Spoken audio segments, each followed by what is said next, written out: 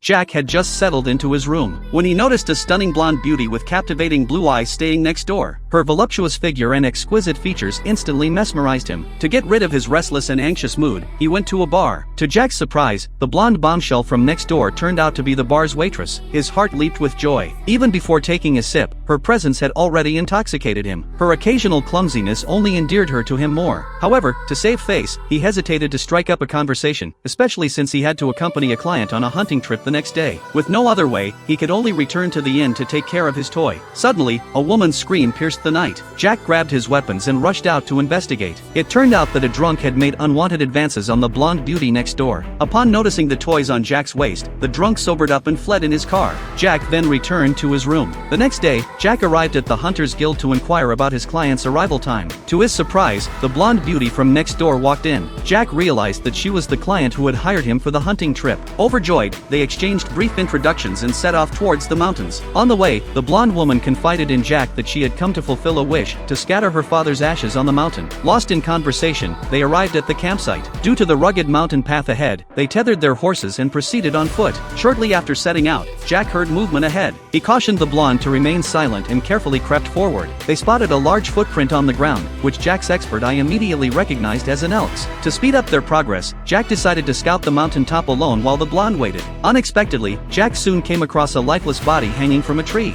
As he stood there in disbelief, he noticed an iron box at his feet. Upon opening it, he discovered that it was filled with $100 bills.